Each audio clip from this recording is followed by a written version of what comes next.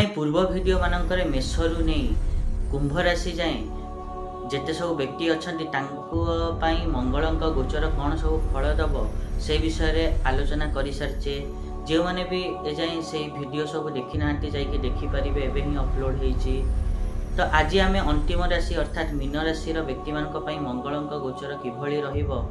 विषय आज आम डिटेल्स रे आलोचना करवा। नमस्कार मु स्वाशिष पुनः स्वागत करुच्ची मो यूट्यूब चैनल को। भूमिपुत्र मंगल देखिए कि भूमिपुत्र मंगल 20 जून जाए अर्थात 11 मई 2026 रु नहीं कि 20 जून 2026 जाए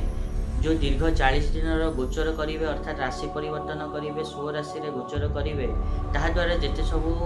अच्छी आपणकर मीन राशि व्यक्ति कौन सब शुभ शुभ फल देवे से विषय रे तो आज आम डिटेल्स रे आलोचना करवा। ता पूर्व स्वप्न भाई गोटे रिक्वेस्ट करने चाहिए कि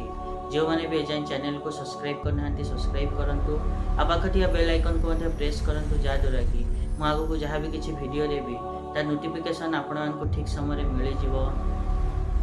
वीडियो भल लगुए ताहले वीडियो को हाइप दे पारे। मुझे कहले कि 11 मई 2026 रु नहीं कि 20 जून 2026 जाए मंगल मीन राशि व्यक्ति द्वितीय भाव में गोचर करेंगे जहाँफल कि आपण मैंने देखिए कि यही समय मीन राशि व्यक्ति मैंने सीधा सीधा मुहरे कहला वाला बनी पारती एवं कथबार्ता कड़ा हो पारे से आपण मैंने कथबार्ता कला बेले टिके भाभी चिंती कथबार्ता करेंगे एवं ध्यान देवे कि जेपरी घर बड़ मानू आपण जो मैंने बड़ अच्छा